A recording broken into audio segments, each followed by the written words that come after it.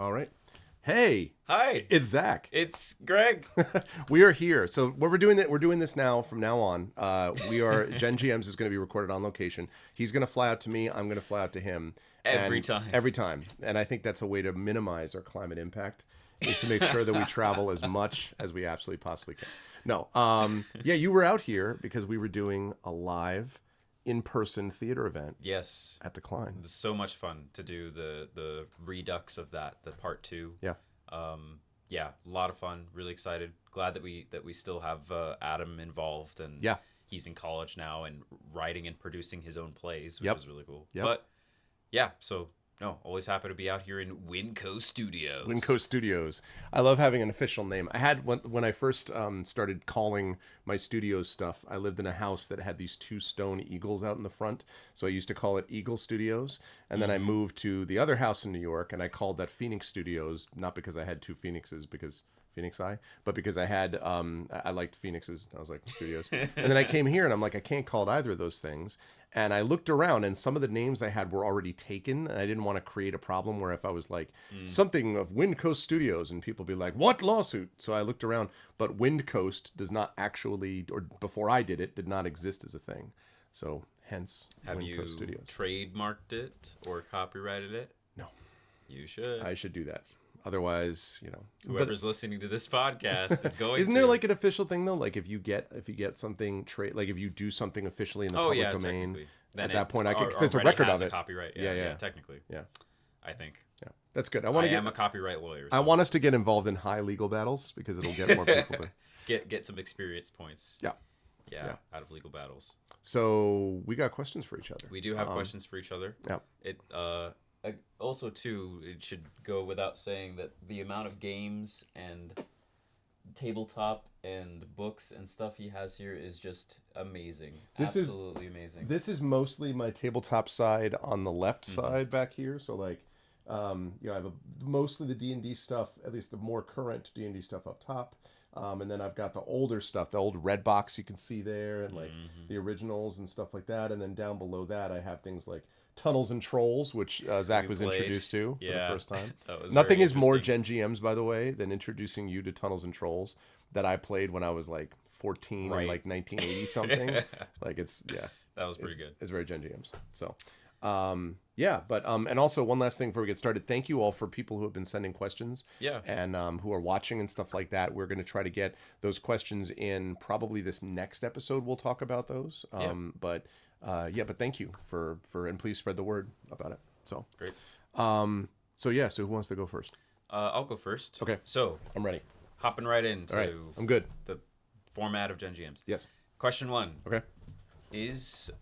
Have you ever portrayed a god as a DM, like spoken, like I am Vecna or whatever it was? Yeah. Have you ever portrayed a god, and if so, in what context, and how, if at all, did you treat it differently than a normal NPC? Ooh, that is a very good question. Also not scripted. We honestly don't know what we're asking each other, so this I did not know. So I've played 2 things that are in that ballpark. I have played an entity which is almost the equivalent of a god technologically, and that was in Espergenesis, where I was playing things like the Long Winter, right? Where the scope of that computer program is so broad that like functionally, from a technical point of view, it has almost like sort of godlike powers, and that was interesting, especially when your character, Kaz, when the Long Winter ended up basically inhabiting, for want of a better term, its suit. Yeah.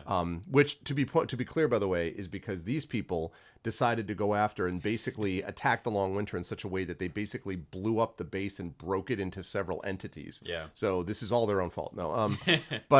So that was interesting because what it meant then was I found myself doing all of these like sort of analogies Like you remember there was one where like you're walking through a shopping mall, like a deserted shopping mall, Right. and there's this person talking to you, and it's like I think a kid sitting on a bench, and that's the equivalent of the long winter. Yeah. And then there's another one later on where you're sitting in this park, like an amusement park, and there's a roller coaster, and the kid is representing the long winter on the roller coaster. And one of the reasons I thought of that was the whole image of like, God is the burning bush or God is this entity.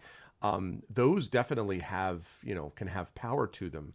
But it felt to me like if you're talking about something which is so above our ability to understand it as limited mortal beings and all that, I don't know that we're going to be like the cosmos speaks to us as a whole. Like I feel like we would attempt to put it into a recognizable Right. like a child we talk to, or like a cat that we anthropomorphize or something, right? Yeah. So I was imagining it that way, and I don't know whether you felt, I'll be interested to hear when you get a chance to talk here in a second, what you felt about it on the other direction, but like that was the way I imagined it, was that interactions with gods or entities like gods would be sort of on a level that we could perceive it. And that might be different for every individual, but I don't think a lot of it would be, I speak, and then the orchestra, thus sprach Zarathustra, brr, brr, brr, and we're like talking to a planet. I feel like we would make it manageable. It would be a conversation with something we could interact with, it seems to me. Yeah. So that's my first answer. I'll give you the second answer, but I'm curious what you think about that. Like, did you have... So the idea of that almost being like a choice that the long winter made to make it easier to communicate with us, Right. like relating to our world, that did not occur to me until you just said it just now. My thought when all that was going on was, the long winter, I caught myself and Kaz always interpreted as being like this proto entity of its kind. Like it was still learning what it was for itself. Sure. And so when you have like the shopping mall thing and a kid sitting on the bench, and it was always a kid as well, it was always a child. Yeah.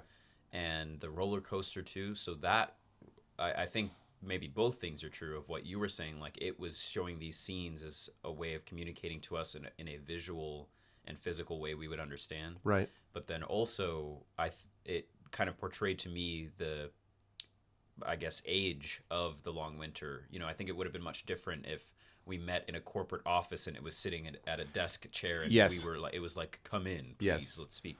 So I think the childlike aspect of that came across to me and portrayed to me like, oh, this god's deciding to talk with a roller coaster and it's a kid, so. But yeah, I didn't think about the aspect that also that was its way of communicating to try to relate to us as well. I mean, Kaz himself is a, star entity within a suit, and so he didn't necessarily grow up in a place where there's roller coasters or, no, that's or right. anything like that. That's right.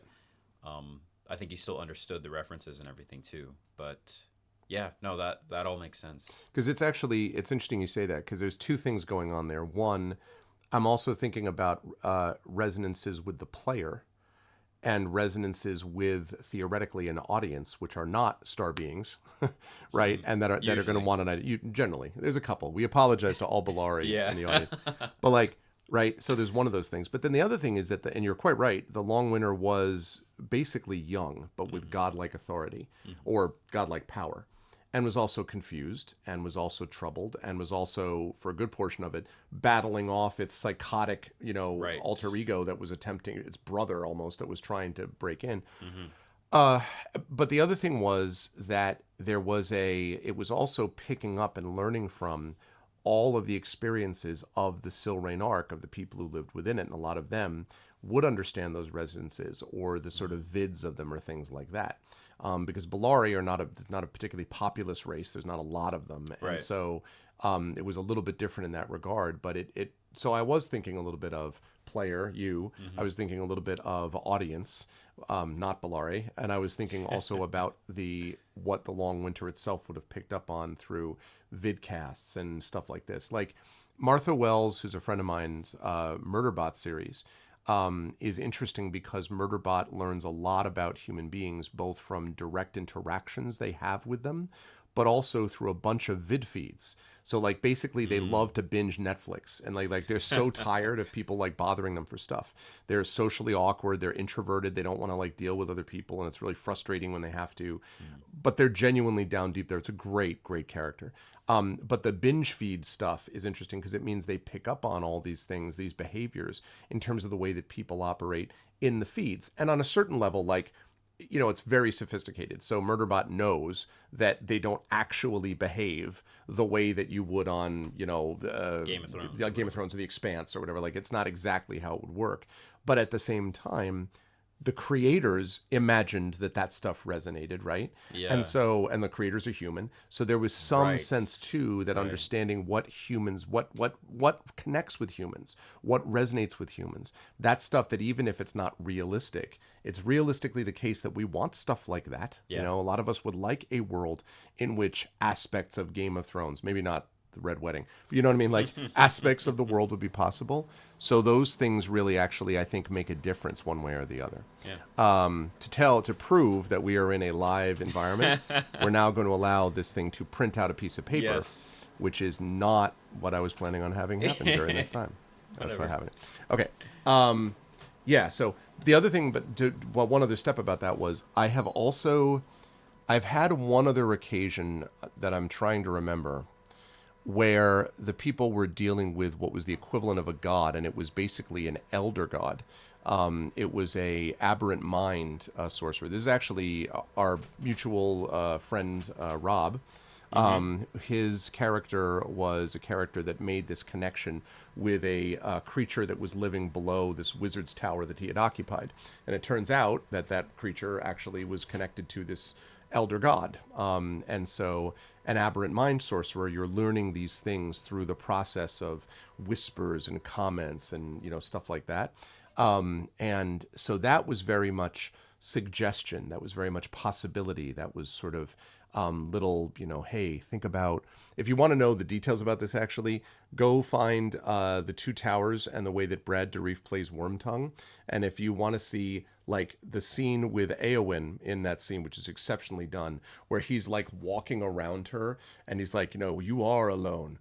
Who knows what you've said to the bowers and the bitter watches of the night when all your life seems to shrink? And like, and he walks around like this. And that image in my mind was like, these are the kinds of whispers, the sort of malice that I wanted to present.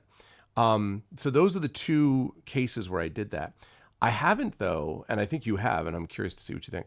I have not played a god beyond that in the sort of traditional, you know, and now I speak to you about this that I remember.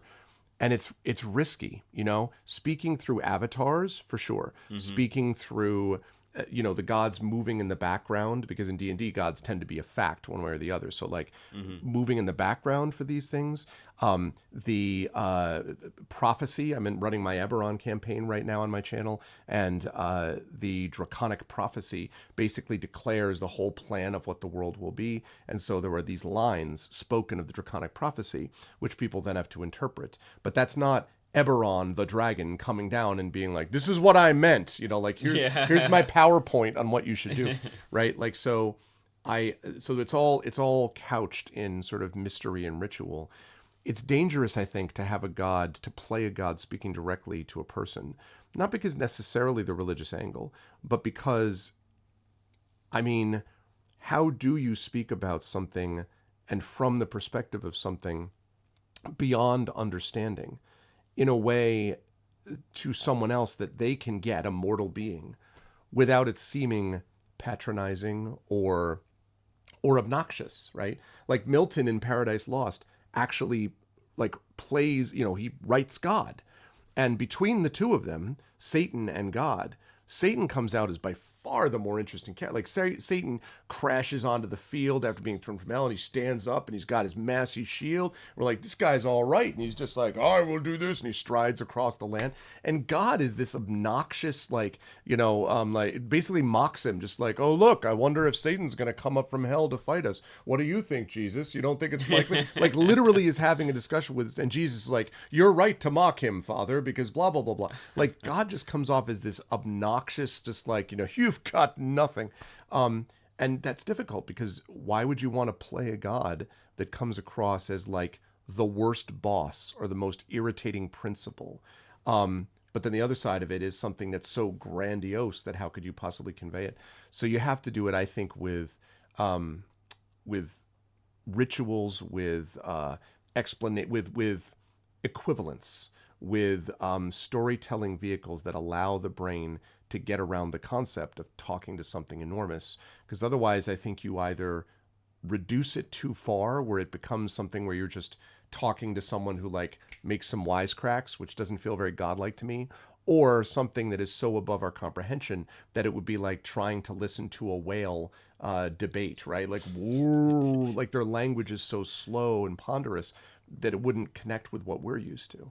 So you have to be careful, I think. But you've played gods, right?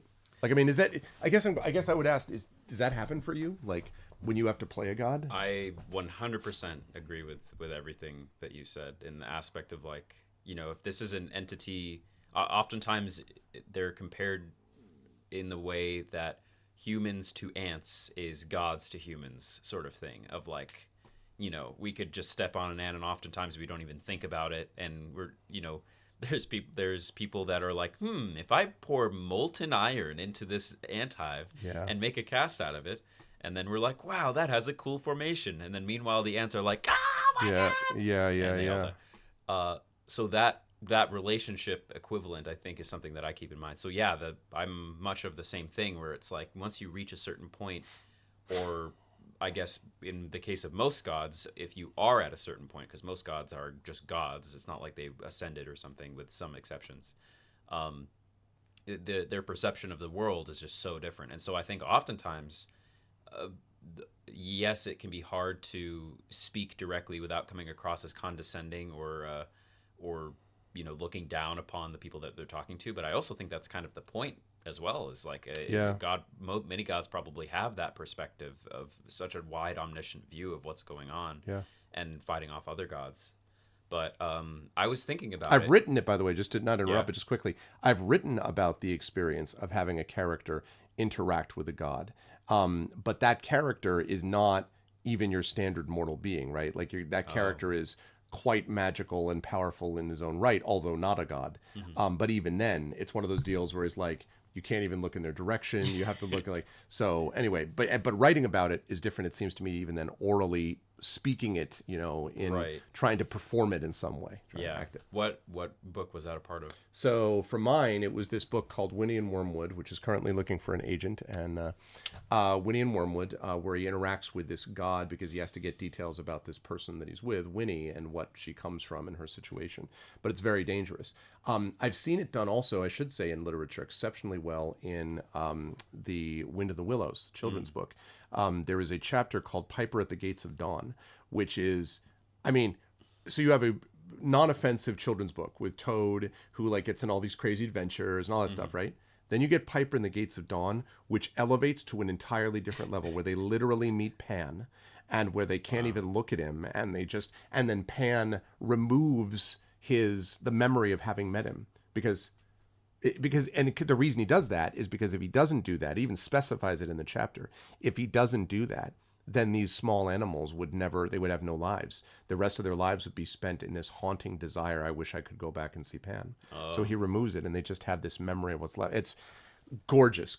There's 2 chapters in that book that are gorgeously written. But there he does it too by, it's Pan, so it's not the great, but it's still a god. To the animals, it is the god. And even then, it's this enormous figure who does not speak to them directly. You hear the music. They just they don't even want to look up at him. And then, as I say, he has to remove the memory of ever having met him, or they wouldn't be able to take it. And even so, it's like super sensitively handled. And even that, they have to be at a very great distance, at a really great remove. To be able to handle it. So even there, the book doesn't specifically say, Pan comes up to him and is like, "Yo, what's up, Badger?" and whatever. Like, so it's is that book here somewhere? Okay, well, later on, you check it out. Yeah, definitely.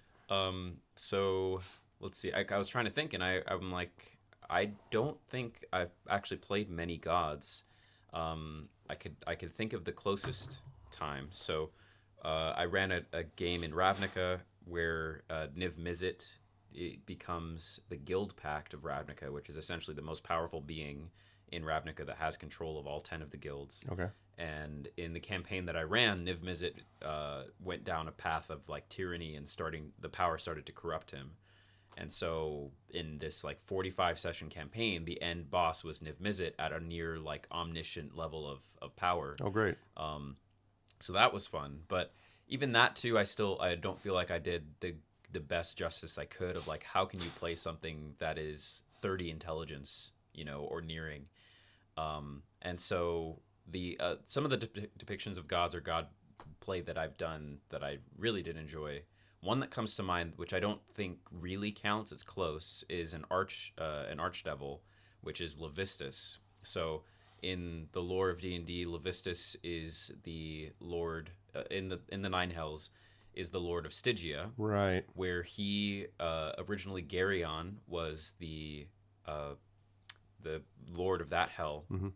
Geryon and Levistus went to war with each other over who should be the lord, and it was ultimately given to Levistus. But for some reason, Asmodeus was like, "Sure, you've claimed this hell, but I didn't like that you challenged Geryon for some reason. I'm going to freeze you forever." And so, in current D&D lore, in that layer, Stygia of the Nine Hells, Levistus is encased in ice and cannot move or enact any physical change or do anything other than just speak and command his devil forces that he has.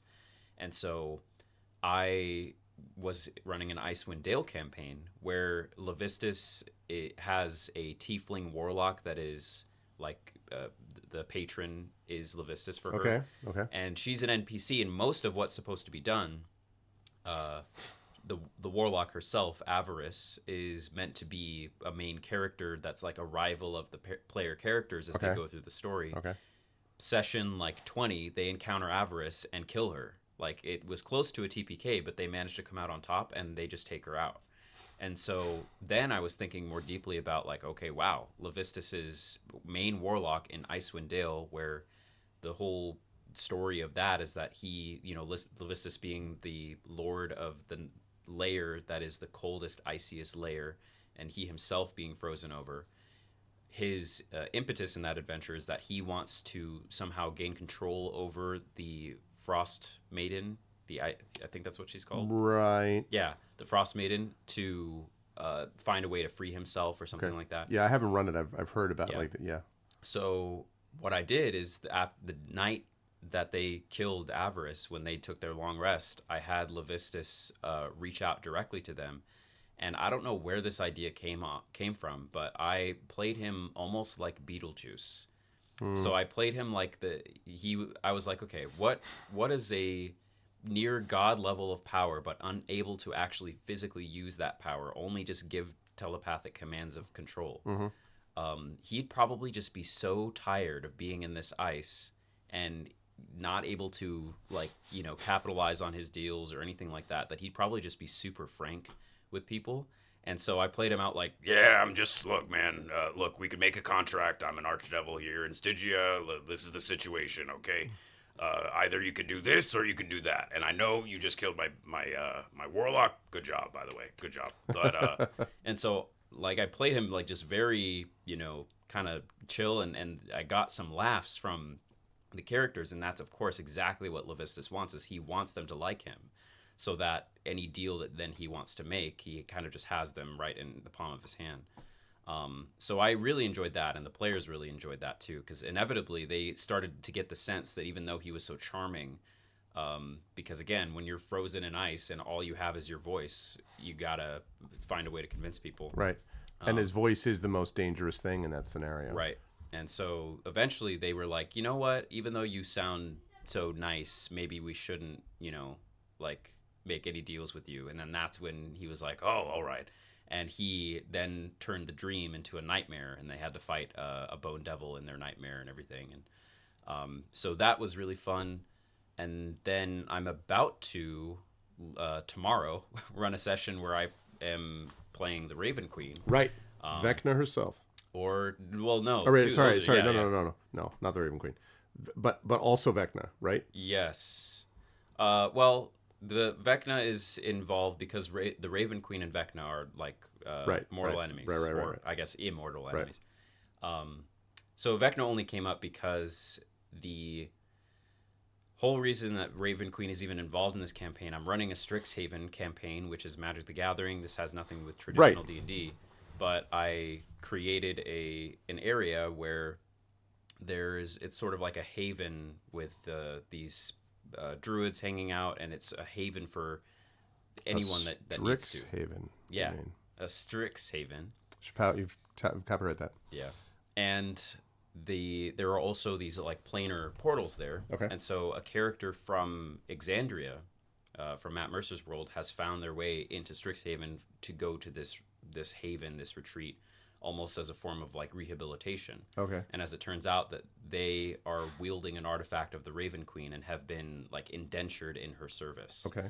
And my players have met this character and have one of my players is enamored by the idea of trying to talk to the Raven Queen, who's not even a god on the world that Strixhaven is a god back in Exandria, but met this character who has this link and now is like, can I try to talk to this person? So I was like, okay, I was not prepared to play the Raven Queen, but something that I think perhaps the most well-known contemporary interpretation of the Raven Queen is Matt Mercer in campaign 1 of Critical Role. Raven Queen comes up quite a bit, right. Especially towards the end, that leads to those big dramatic moments with Vax. That's right. Yeah. So the Raven Queen's story being that she was originally a mortal who found out how to ascend to godhood and then erased that ritual behind her as she did it. I felt like Matt played the Raven Queen as a god that was once immortal. And so there are many times where you're literally talking to the Raven Queen as if you were talking to a person.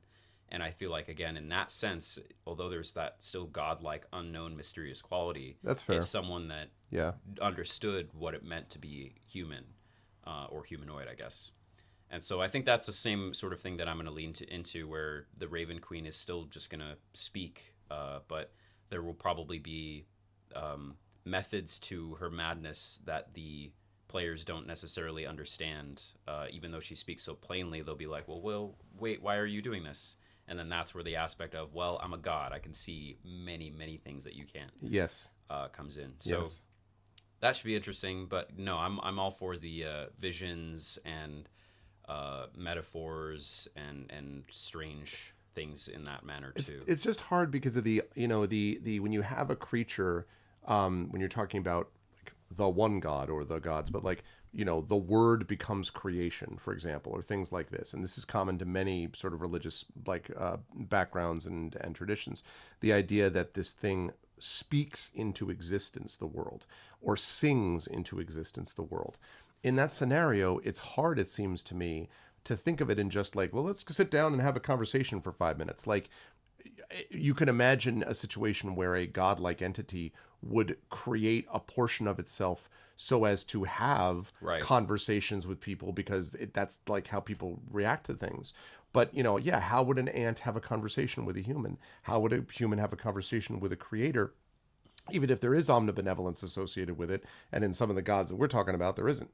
So that's the thing that's interesting to me, is not wanting to, and that's, and some of this stuff got ridiculous, like with like deities and demigods and things like that, where they started like statting out. Yeah. And I'm like, really? Like, Thor has 700 hit points. I'm like, maybe and I think the caveat to all of it is that it's really their avatars. Like, even when I do the Raven Queen conversation tomorrow, I mean, as a mortal myself, I don't really understand how it would work, but my idea is that the Raven Queen is probably having a million conversations with a million things, or looking in a million directions at once, and this is just one.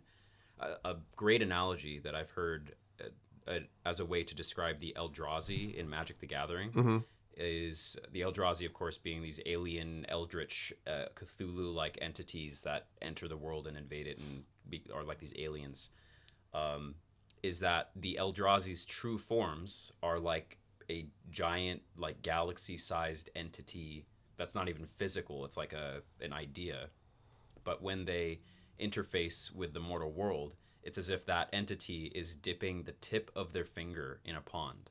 And all what you see when you see this very real, very horrifying physical form is just the tip of the finger of what they really are. Yeah. And so that's how I feel with gods too, probably, is that if they appear as an avatar or if they're speaking to you, it's probably just their pinky toenail that they're using to do that. Can I defeat the pinky toenail? Yeah. Right. And so even like the scope and the scale, which is why when people talk about the idea, when you get to level 20, you go down and you like kill the Lord of the Hells or you kill gods. And I'm like, I don't think it works on that level, in some ways, unless it is just sort of this very, as you say, small, infinitesimal almost proportion of who they actually are.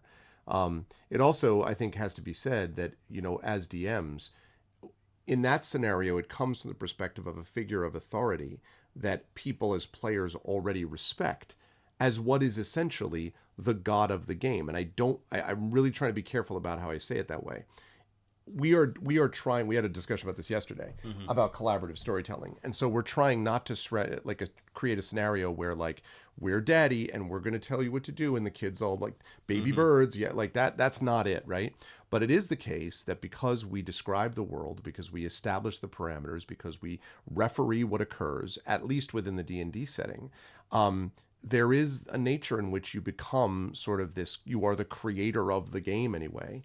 And so when you start talking about a godlike creator, that can meld in a sort of, could be in a troubling way if you're not careful about how it gets played out. And so that's another reason why I think metaphor, image, concept, analogy is a better way to go. And in your case with the Raven Queen and all that, as you say, that's different because there is a mortal form that they can adopt. Even I was thinking about this in the original Star Trek, the Organians are creatures that are met originally when Spock and Kirk and the Klingons encounter them. They're just these people that look like these kind of living on this backwater planet and whatever. And that's because like this is their form that they were like, millennia ago. And now they are just basically disembodied entities that end war. And that's how it originally happens. They stop the war between all of the Federation and all the Klingons everywhere in the galaxy all at once. And they basically are just like, we've had enough. So just like, there's no war now. And they were like, between you two, you're going to create a treaty. Now please leave. The presence of your beings is physically painful to us because like, so it's like they are as high above the human scale, Spock says, as humans are above the amoeba. And so how do they present themselves? By thinking of some referent when they were this way millennia and millennia and millennia ago. So that's a little bit where the Raven Queen thing I think actually works. But trying to be like, thou shalt, booming voice, like, I don't know. I'm not sure that it either cheapens it or over broadens it to a scale where you can't really play using that as a scenario. So yep. The last thing that's made me think of too is there's it reminds me of the moment in Raiders of the Lost Ark where the Ark is opened and the only thing that can happen is just your flesh and everything that you are melting away as you look upon something that you can't understand. There's a moment like that in a recommendation. I haven't talked about this at all to you yet. Is on I forget what streaming service it's on. I think HBO Max, called Scavenger's Reign, and it is a sci-fi cartoon essentially that is basically, you know how in sci-fi stuff, especially in Star Trek, they're like the phaser interlocked interface is set to 19 point, all this techno babble. Yeah. And they just invent whatever technological gigajoules, right, to help the plot. In Scavenger's Reign, those exist, but they're all organic. So the plot is that it's these explorers or miners or something out in space on a ship, and they crash on a alien planet, and the aliens and the life that is depicted on this planet is just so out of the box of like what they can do, and it's almost like organopunk in the same way that there's like cyberpunk, solarpunk. Like they, instead of having a device that allows you to convert solar energy into power or something, they have like a plant, or like you, instead of having a parachute, you find a weird frog-like entity on the planet that you insert another leaf that it is allergic to into it, and then it blows up, and then you've like there's all this weird organic stuff with the planet. And there's a moment near the end where a character finds the means to see into the truth of every living being on that planet at once, and there's this beautifully cut sequence of every single creature that's been shown in the series episodically up to that point. It's this hypercut montage of like the life of everything on this alien planet at once, and then it cuts back to the character in that moment, and like it's the Raiders of the Lost Ark moment, like their flesh is being rent from their face as they just cannot comprehend the reality of everything at once, or everything everywhere all at once. All at once too. So just things like that, where it's like the idea of something else's perception of reality being thrust upon, like if you were to take an ant and put a human's intelligence in it, it would probably explode.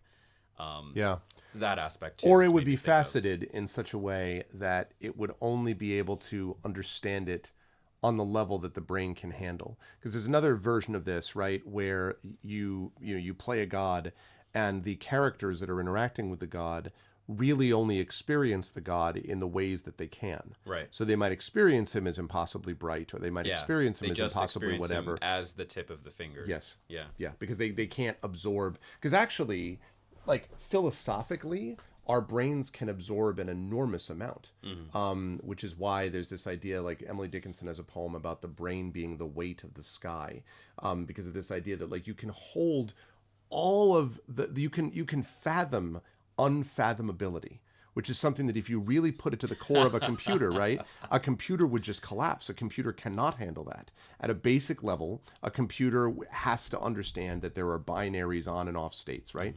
We are capable of being able to experience the idea that something can be something and not be something at the same time, that something can be unfathomable, and yet we can sort of fathom what the unfathomable might be without our brain collapsing. So I don't know, but it's interesting because it at least gives us an opportunity to think about setting sort of broader limits, even in higher level campaigns, that we're still at a basic level interacting with characters that have human reference points or humanoid reference points.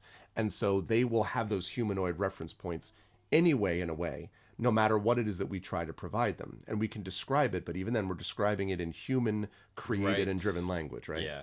So, yeah. But it's a neat thing to think about because you can do a lot of extra work with it, and it creates this sense of scale of the divine. And I do think sometimes when you get that feeling of broadly conceived the divine, that can be overwhelming for people, but there's also something comforting about the idea that there's a divine scale to things, which means Frodo and Sam in Lord of the Rings, at one point, Sam thinks about the world above the shadow. And he says, there's a world up there, and Frodo thinks this too, above the darkness, above the cloud, above Sauron's power.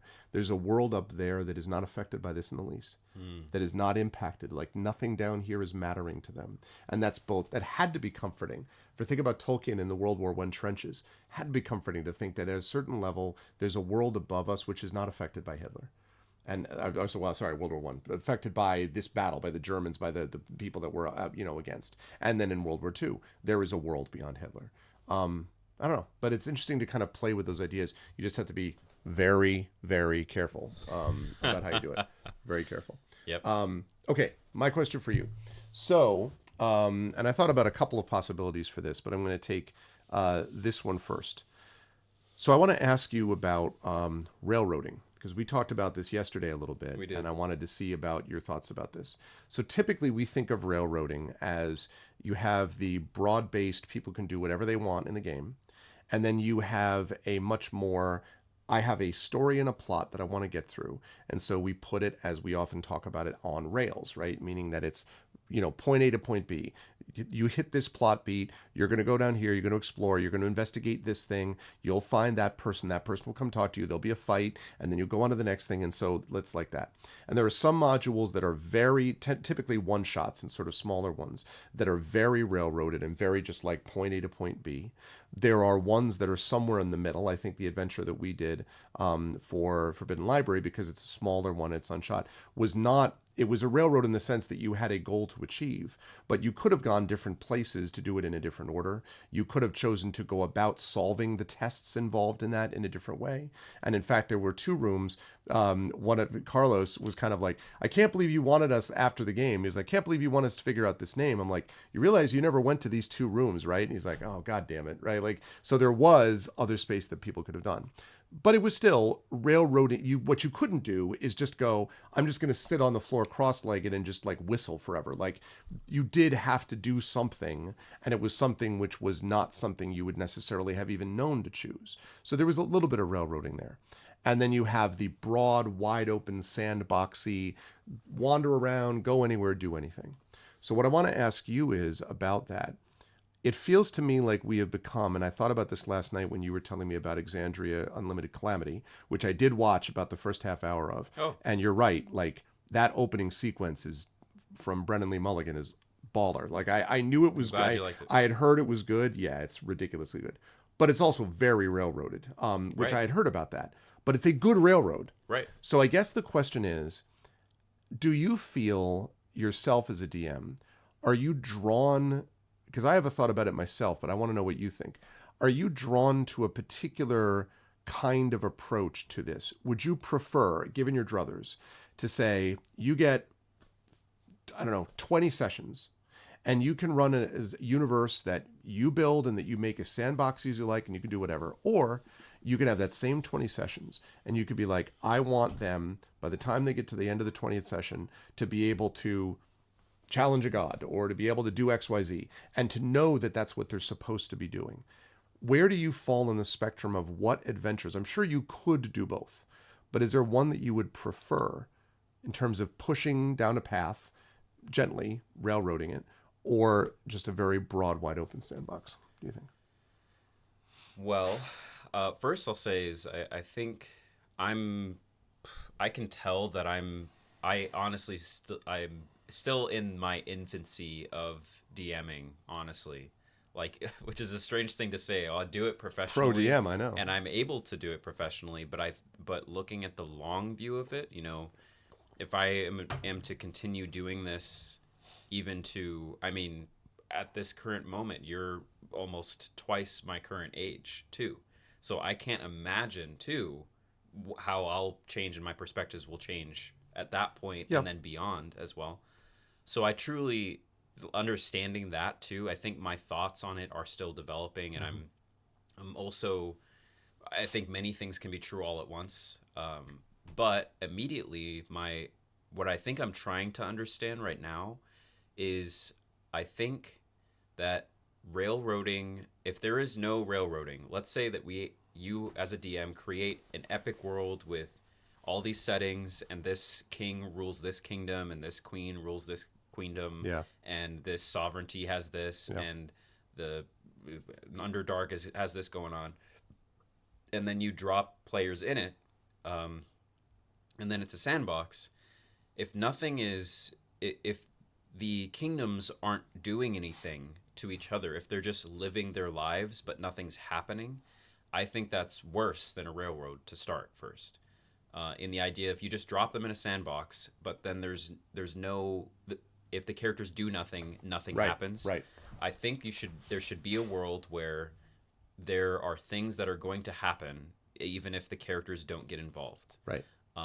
They are in a period in time where, I mean, to set it in our real world, like World War I is going to happen, regardless of whether or not Steve Baggins is going to get involved. Steve Baggins. Yeah. But on the other hand, I think the bad railroading comes from forcing them to make a choice that they don't want to make, or not giving them enough options. Yes. I think it relates to the idea that completely open creativity with no constraints can actually be harder than creativity within a defined box or border, right? So I think it's the same idea of, like, when we sit down to watch a movie, there is a story that we're watching, and let's say even if we know what the end of the movie is, or like the Star Wars prequels, for example, like, we know at some point this is going to turn into the Empire, so what's the point in watching the Republic? It's going to end anyway. Right. But and regardless of the quality of those movies or not, what you think of them, there are still great stories to be told in those periods of time. Yes. And Yes. so I think my thought is, and why I think Calamity is great as an example, is you're setting people, the players, and characters down in a setting and a time where something is going to happen regardless of their involvement. Mm-hmm. And how they involve themselves, as you said, how they involve themselves, the choices they decide to make. I mean, there's a Calamity, EXU Calamity out there where all the players were like, well, it's going down, might as well make it go down faster or save ourselves. Let's see if we can't make deals with the people who are trying to do this. Right. And, Right. Right. Right. Right. that would have been interesting, but it would have been a whole other path. Right. And the methods and the choices that they make, Brennan talks about how he already feels like he knew exactly what these characters were going to do because he understood them so deeply. There is another aspect, though, of dropping characters in a completely open sandbox where things are going on, and maybe there are things that don't directly affect the characters, Mm-hmm. so they don't even have to get involved at all. Mm-hmm. And even if they don't get involved, it's not like something bad's going to happen to them, but maybe they do or they don't. So I think I would prefer. I'm experimenting more with a more railroady idea, and I also think maybe it's time for that analogy to evolve because I'm not sure it fully encapsulates the nuance. I agree. Of what it is. So Right.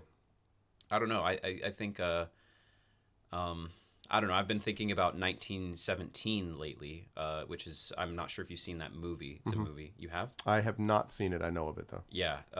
But basically in general, it was famous for the fact that it was filmed in one shot, Yep. or it has the illusion of being filmed in one shot.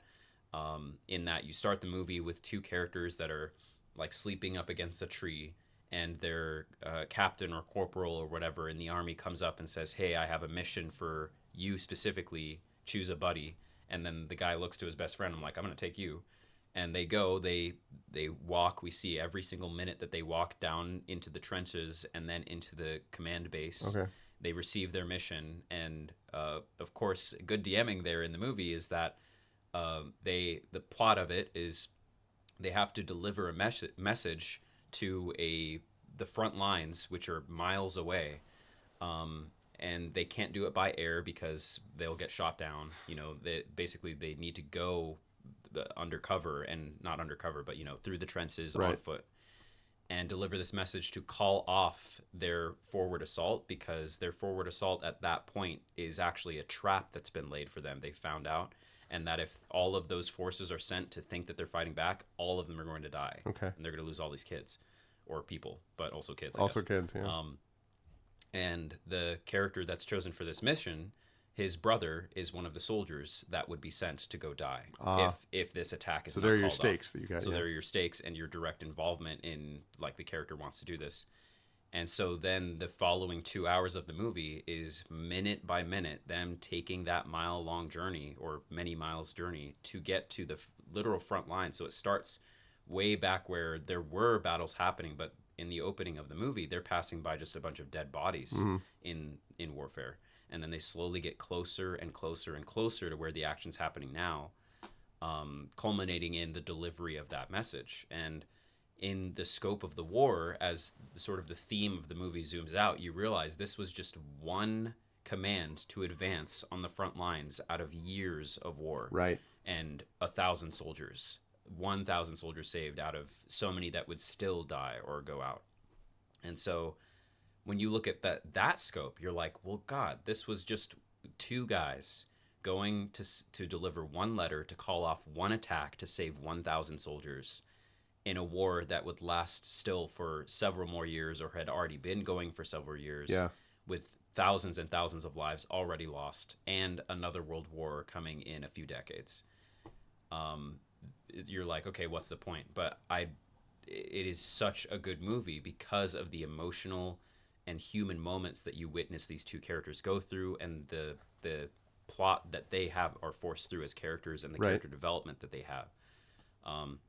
And just the human moments that they have that are through it. And I think those are the kinds of stories that I want to tell now, where it's like it doesn't matter necessarily what we may know is going to happen, or if there is a railroad. I mean, literally, they have like, this is your mission, you got to do it, and there are choices to be made along the way. But an analogy, I guess the last thing I'll say is an analogy that I think Brennan made was that if the players are like water, the players. I saw this You quote. did? Yep. Yeah. If the players are like water, they want to go as quickly as possible to the destination. No, the characters want to go as quickly That's as right, possible but to the the destination, players but want the the players winding want path. the winding path. And so the Yeah.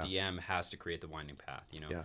And so I think that's where the railroad really should be. Yeah. Is like, you have to, if you have no story and you're relying on 6 people to collaboratively create an amazing story, that's really hard to do. There's Right. writer rooms that still don't know how to do that, even if they're professional writers. And Right. so you just take 6 players. I think that's a job you have to understand as the DM. It's your responsibility to set up this path and to guide it.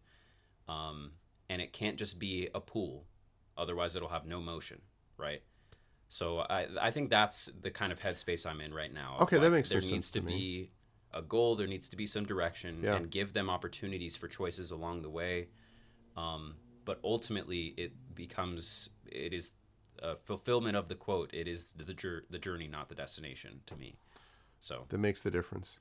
Because and I guess the good way to describe it, the Brennan example, because there was a lot of back and forth about that analogy, and a lot of people being like, but that's not the way that I do it, or I can't foresee Sure. it. And I think one of the ways to think about it maybe is, I like the hill concept, because a pool is also flat, right? I mean, there's a depth to it, but it basically has no movement one way or the other. It's not a current. And when you have a hill, it means if you put things, a boulder, obstacles, bad problems, the end of the world, or even just end of these 500 people or 100 people, or even one person that you want to save, and you set that moving down the hill, and then you set the players going down the same hill, they still have to decide how to navigate from the top of the hill to the bottom of the hill. They still have to figure out how to get there, but they are doing so knowing that if they go off the hill, then they've lost the plot. Like, the person doesn't make it because the boulders that were running after the Right, person right. you're trying to save are still going down. That gets back to what you said about the thing is still going to happen whether or not they have anything to do with it. So I kind of I think, the hill analogy. I would point out, and this is something which I think it struck me when you were talking about this idea, the calamity idea, and about the stuff. I struggle, I admit, with the prequels to maintain a sense of either tension, or in my case also, it's just kind of depressing, right? Because like, course. you watch Rogue One and I'm like, I know how this story ends. Like, I don't, right? And yes, if you zoom out enough, it ends in the end with victory for the side of good. But that's a big zoom out. Like, for the people who were on that planet and Alderaan and all that stuff, like, they are on their own level. They're not going to see that. They're not going to make it, right? Yeah. And so that experience for me suggests, there's that. I struggle with that. However, I think there are 2 ways to look at this, and one way to look at it is, I want to make one point, and then I'll make a historical point. The point I would make here is that in tragedy, right, if you're watching a play, something like King Lear, we have the experience of catharsis, right? Right. And catharsis literally means, in the Greek, a purging, that you feel purged from your sense of emotional despair, that you come out of it feeling lighter. And traditionally, they show this, that if you have a real tragedy, people come out of it not like, hey, that was great, laughing. That was a great tragedy. But they come out themselves lighter. And you would say, why? Why would you watch Lear and see what Lear goes through, and this horrible how you are men of stones, and he's carrying his daughter who's dead because he chose the wrong daughter, and his buffoonery and that led to this, and oh God, right? Why would you come out lighter? And the simplest answer is because you're not Lear.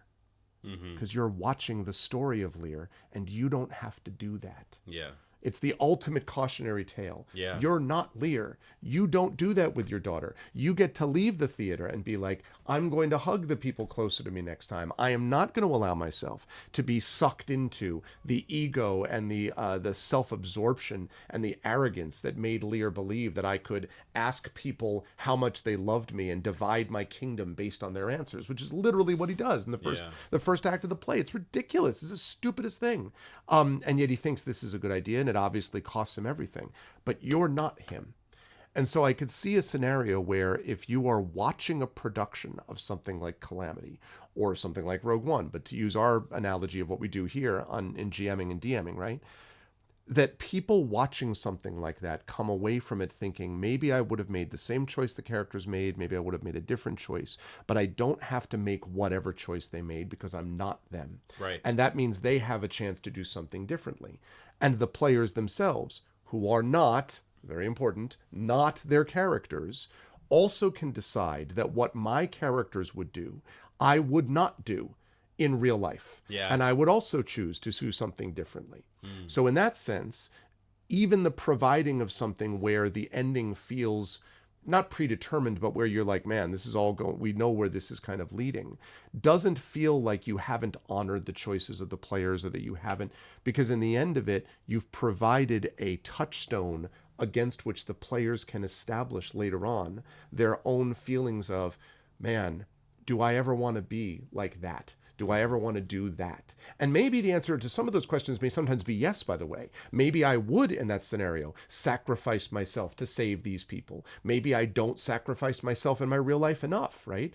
Or maybe I wouldn't. Maybe my arrogance or the bad decision, their arrogance, the character's arrogance, maybe that is something I would do differently. But understanding that the players are not the characters, and that the audience, if you're streaming it or you're playing it on stage or something like that, or even the audience of the other players are not that player, not that character. That means then that you can sort of look at it in a different way, so that the railroading question then is not so much about like, I'm pushing people from point A to point B. It's more a question of we are collectively engaged in this collaborative experience that is an experience that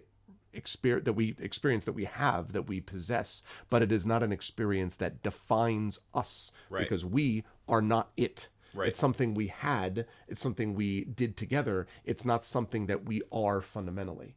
And so that, I think, is maybe one way to get around it. Because to me, the answer is somewhere in the middle. The stories that railroad you at the beginning in a way. Again, this is a bad terminology. I agree with you. And then broaden out so that you are doing a lot of your own choices for many levels. And then at the end, but then you do eventually have to face the big bad, right? But then by the time you do that, you've already had all of these other choices that have gone into making you who you are when you can ultimately face them. So the other historical point I wanted to make quickly, if you look at some of the ones, and I have one of them conveniently right here, but I'm not going to use that. That's Into the Borderlands, which is the version of it. This, right there, it's purple one. Sorry. This one right Burdened here. by knowledge. The first module. Wait! Yeah, I knew that was gonna happen. All right, well, this is the problem with having too many books. I'll go get that later. This right here, though, so this is Into the Borderlands, okay? Oh, yeah.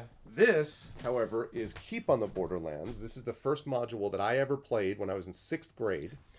And this is just, if you look, there's no overarching story to this. There's an orc play. There's a literally a keep with goblins and orcs and kobolds in a cave. And there's been raids. So you're wandering by it and you walk into this stuff. And then it just describes everything that there's an orc lair. There are these towers. There are these, there's a mad hermit. There's like, it just describes areas. There's common chambers. There's a shallow pool. There are not even any text things here. The separate text things, read this to the players. There's not even any of that. This is all just a literal, almost, not quite literal, sandbox, right? It's almost, that's all it is. And most modules at the time were like, maybe go explore this and get gold, or maybe explore this because whatever. But these big world-spanning, you have to stop Tiamat from returning, you need to fight the Raven Queen, you need to keep Exandria, whatever that city is, from collapsing to the ground. We didn't have that back then. So historically, this idea of storytelling, which is much more associated with railroading. That was not something that D&D started as. Stories were organically developed out of the experience. So in a way, it was always sandboxy. And so, and I'm not sure, that could sometimes feel aimless. And the heavy do Right. this or else and don't respect your choices could feel the opposite of that. Yep. So maybe somewhere in between this and let me have you play out characters in my novel or something so you don't get a choice as to what you do. Yeah. Maybe that's the sweet spot Yeah. ultimately for those things. I've thought too of there's two things that I've always wanted to try actually, as a bit of an experiment. Maybe some other DM out there that's listening can try this and report back if I don't do it. Okay. So the idea is singular, but there's two different ways to go about it, or two different mediums. So the idea is to take, for example, take A New Hope, take Star Wars A New Hope. Okay. And to research it very closely, watch every scene, and put it in the format of a D&D module to the word. Exactly. Like box text that describes the opening scene of Star Wars, right? Mm-hmm.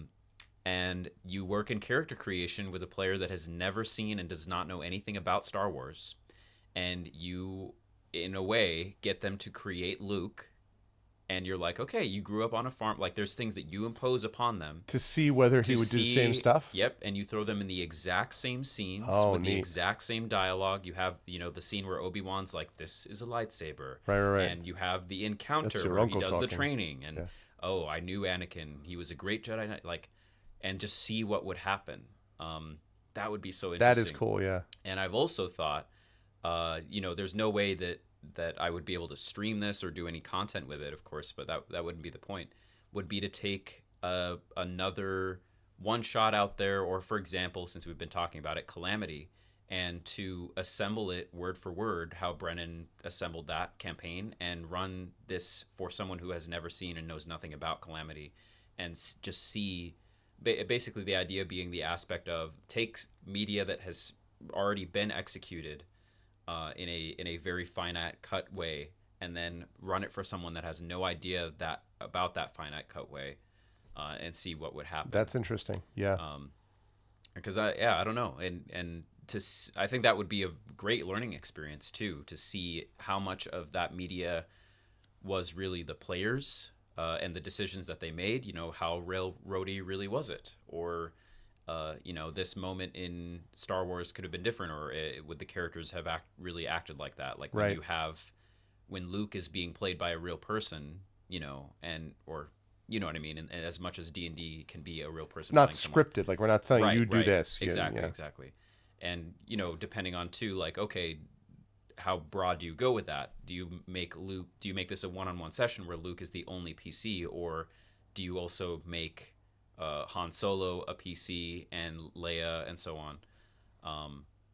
Just as an example, that would be something I'm interested in trying. But anyway, no, everything you say, I'm like, yep, check that off. Yep, that's good. So I just moved to the next idea because I'm like, that's all there. But no, I'm with that too. I think something that I want to try more is less. I've had a habit in all the stories that I've done so far of being much more sandboxy, and I think maybe this is a direction that many DMs lean into, is like the idea of creating your first world, and like the city has this cool aspect in it, and the council of the 8 gardens are doing the relinquished acts of the 7, I don't know. Right. And this dragon has this layer, and you're just kind of literally building your sandbox, and then you drop people in it. But there's no forward motion. There's nothing. There's no story that's happening. That's right. And you expect the story to be created by the player's actions, and that can always happen, sure. And if you have players that know how a sandbox works and interact with it, but I'm leaning more in the direction of there should be a story happening in this world that is much grander, much larger in scale than anything that the players could do. Yep. But when they involve themselves in it, slowly, little by little, they are starting to enact change. Absolutely. Within scales that they can understand, like access points they can understand, and with stakes that may vary from person to person, so that the person who gets involved in the big fight to save the world may not be doing it because they give a damn about the world. They may be doing it because they care about this friend of theirs who's going through XYZ, and they pretty much could take or leave the world, but they know that this friend is someone that they actually need to care about. Yeah. There's a video game that you and I both know, Bastion, which this there is also called The Calamity, I believe, in which much of like the world falls apart and everything, and like figuring out like who chooses to fight for what. And of course there are choices in that game, which I won't spoil, but Bastion's very good. But what you choose to do and why, and what other people choose to do and why, are very much a part of this experience, where they don't get involved with the same. Like, I didn't do it for you. I didn't do it for your damn army, or I didn't do it for your damn culture. I didn't do it for your civilization or whatever. I did it because survival for XYZ and not ABC. And so in participating in that for different reasons with different motivations is also interesting. I think the big thing is respecting the choice of the player. Yeah. I think if you give them a series of things and you give them options and choices, respecting that choice, even if the choice leads to whatever consequences it leads to, is critical. It's when you get this sort of XP to level 3 does this skit joke about like, when you try to say no, you say yes instead, right? Like that's the silly overboard idea of what railroading would be. But like, that's different. It's an idea of disrespecting the choices and time of your players. Right. And that's not the same thing as creating a more streamlined plot, or creating fewer, like, you're on a hill, not on a massive plain. But on the hill, if you're going to go left, right, up, down, try to jump up over the hill, and try to just dig your feet in and not go down the hill, those are choices players can plausibly make. But whatever's rolling down the hill that's not them is going to continue to roll down the hill regardless. Mm-hmm. So like, that maybe is the sweet spot of what we're talking about for those things. Yeah. So It's I was reading actually that book that you have down there, Creating Short Fiction, and Day and Night. There's a diagram in there, which is that has nothing to do with DMing. I mean, actually, it has everything to do with DMing, honestly. But talk about the one in the well, right? You're right.